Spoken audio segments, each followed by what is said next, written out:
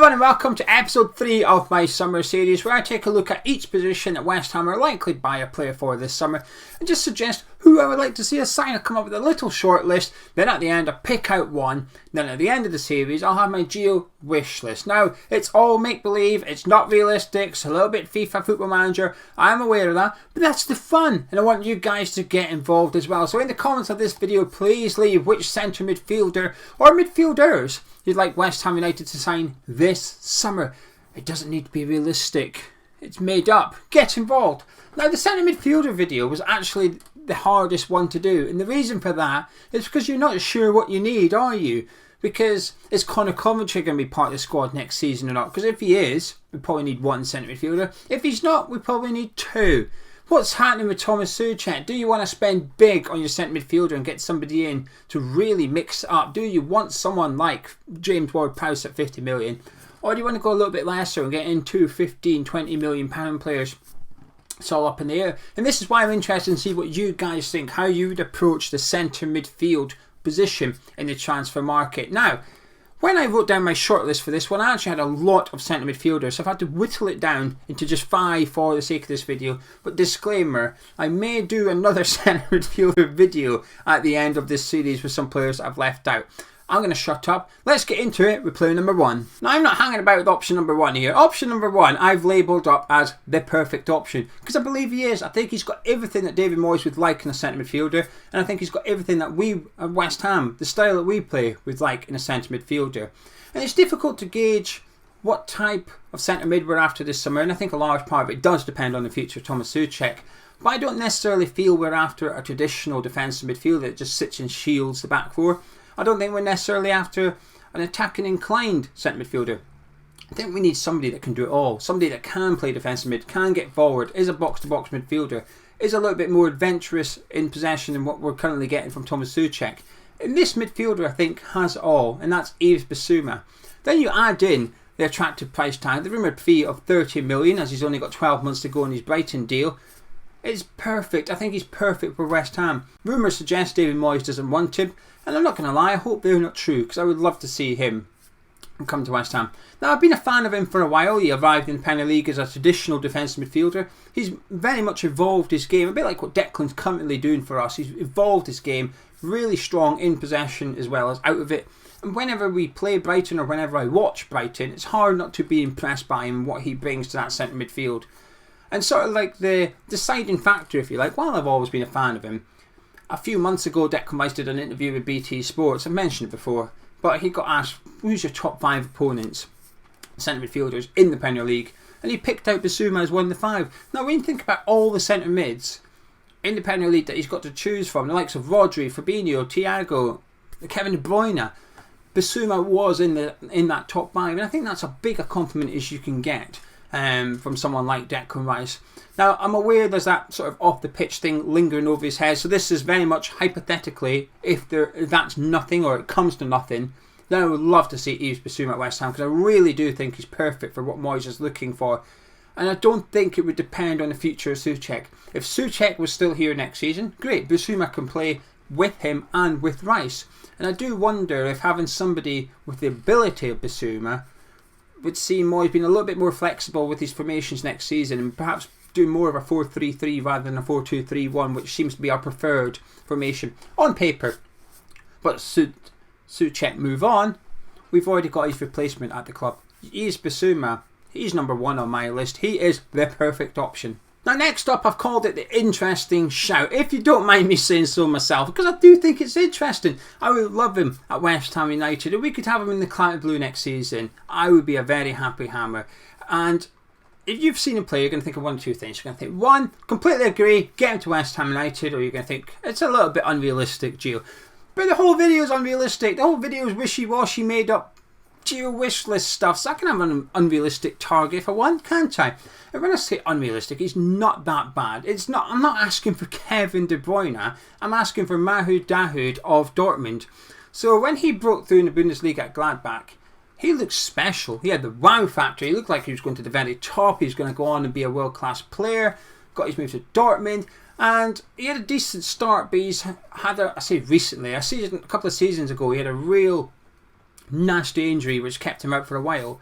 and he came back for the second half of the season. So 2020/21, he came back, and he looked good in that 6 months. He was fantastic. Now, part of that reason was down to the caretaker manager, because his return coincided with the manager being sacked, and in charge for that 6 months was Edin Terzic. Now, you may have heard of him because he was at West Ham United under Slaven Bilic. He was part of Bilic's coaching team as the assistant manager. He was with Bilic at Besiktas, came over to West Ham United, then he's gone on to Dortmund.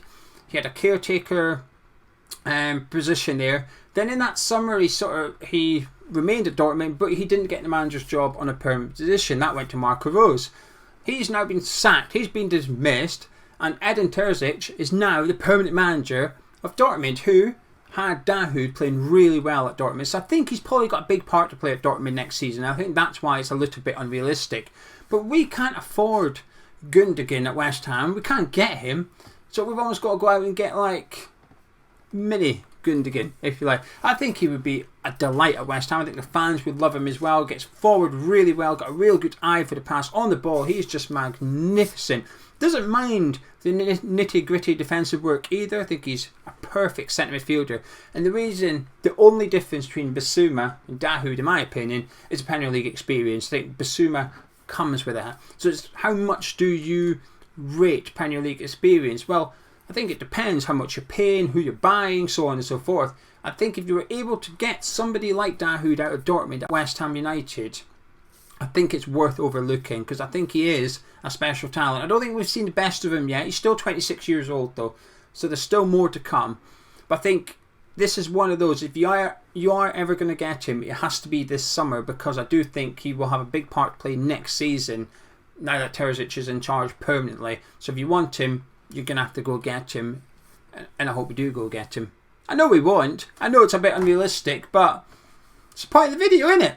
Now, from big money spending permanent signings to loan signings, because I do think we're going to need 1 or 2 loan signings this summer to make the budget work, so that we can bring in quantity as well as quality. But this is perhaps an unrealistic loan signing. Not because the player won't go out on loan. I think the player will go out on loan. I think the player should go out on loan. But it's who we're trying to loan him from, and that's Man United. The player is James Garner of Manchester United. There's 2 reasons it's unrealistic. One, well, we had the Lingard thing in January. We won't loan you a player because you are our competition. Surely that still stands. I'm not sure it will, actually. Ten Hag is adamant about changing the culture and the ethos of Man United, getting them back to thinking like a big club again, if you want. And if they're going to do that, I don't think they can worry about sending or selling players to the likes of West Ham United. They've got to do what's best for Manchester United, and that only. And the best thing for Manchester United in this case is to loan out James Garner. Send him somewhere where he's going to get minutes. And I think that's the second unrealistic part here. Would he get minutes at West Ham? I think he'd get some, but not as much as he'd get at Nottingham Forest. Surely if he's going out on loan, he goes back to Forest. But I do think he'd be a really good option for us. If he was available, I'd like to see us go for him, because I do think we're going to need 1 or 2 loans in, a bit like Alex Crabbe, players we will actually use this coming season. Now, when I watched him last season, when I watched Forest, and for some reason I watched loads of Forest last year. Did anyone else do that? I feel like I did. I thought he was excellent. Now, admittedly, the first half the season, maybe, when I watched them, I wasn't taken. I saw him play, but I wasn't like, wow, what a player he is. He was just a player. But the second half of the season, I feel like he really cranked it up a little bit. Really looked like a Premier League player playing in the Championship, James Garner. More of a defensive midfielder than an attacking midfielder for sure. He's got his defensive attributes are the main part of his game. But in a weird way, I think that's what we would like if we're going to get a player in on loan. I think I'd prefer somebody that is a bit more defensive minded. Now, while I spoke about spending big on a midfielder that can do everything, I think a loan signing's a little bit different. I think you can get away with bringing in a player that's a bit more restricted in the style of play, and I think James Garner is that.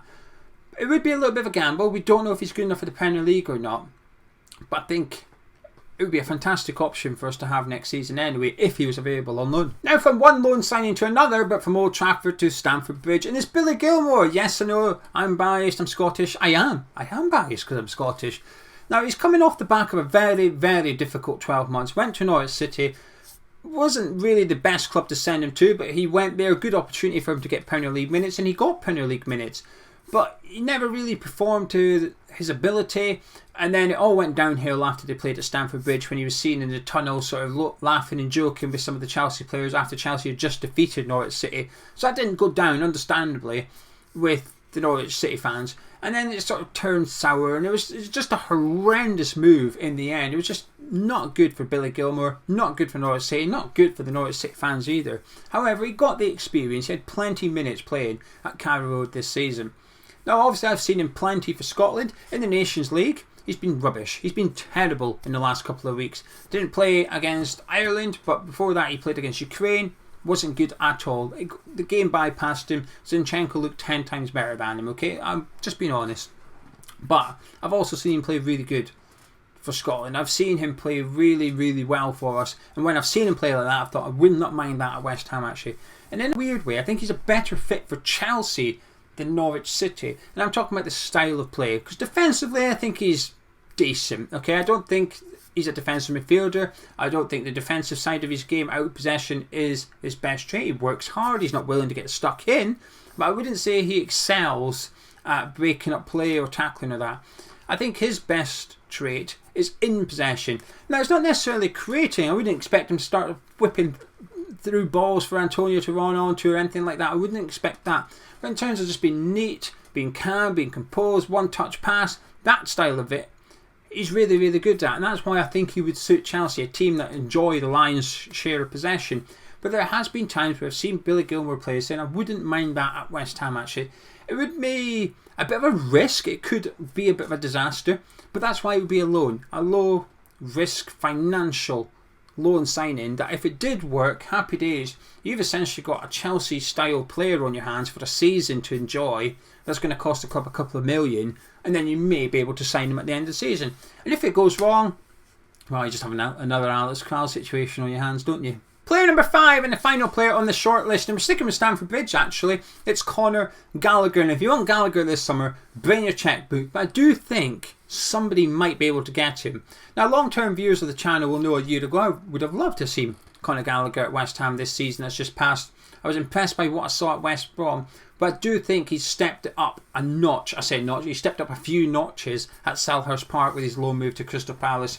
The first 2/3 of the season in particular, he was unreal. Looked like one of the best players in the Premier League at one point. He was certainly for the signing of the season award. It was his. It was his to lose. The last third of the season, the goals and assists have dried up a little bit. I think he's out of form, and I think that's what makes him gettable. A bit like Broha at Southampton, how he was quiet for the second half of the season. Gallagher's quiet for the last third of the season. I wonder if that raises a few doubts at Stamford Bridge as to whether they're ready to step up and play in a team essentially challenging for the title and playing in the Champions League. Is Gallagher good enough for that? I'm not too sure. Could he be? Yes. Will he be? We don't know yet. But right now, is he ready? I'm not sure. I think the part of his game that lets him down, in my opinion, is the final ball, the last third. His energy levels are through the roof. We think Souček covers a lot of grass. This guy's insane. He gets stuck in. He's a bit too rough at times. He picks up too many cards. But that's part of the reason you love him, isn't it? That sort of determination and aggression, if you want, is part of what makes Gallagher Gallagher and part of why fans love him. We all love players that get stuck in. Gallagher does that. And at Crystal Palace, you get away with perhaps just not being quite good enough, like you would at West Ham.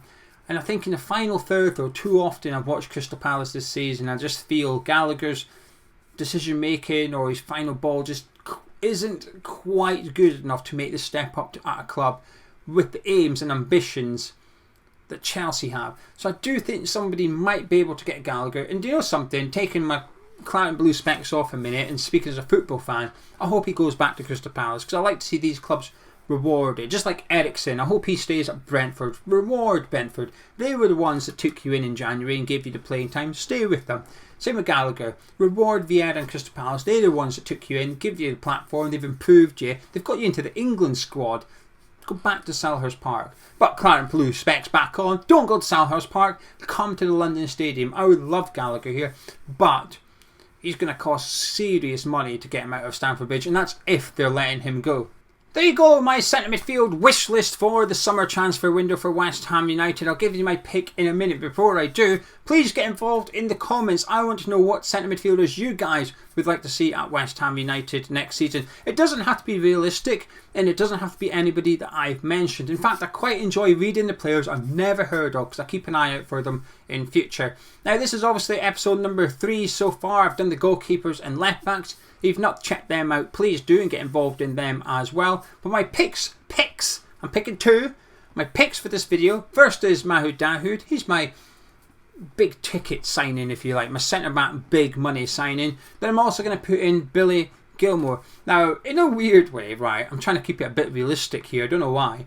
I'm not sure we'd get James Garner, but I do think we could get Billy Gilmour on loan. So I'm going to put in Dahoud as a permanent signing and Billy Gilmour as a loan signing. It's an unrealistic series, alright? I know you're thinking, you're taking it. I know I am. It's unrealistic. But if you've enjoyed this video, please do drop a like on and subscribe to the YouTube channel. I'll be back in a few days with the striker edition of my summer series. I'll catch you then.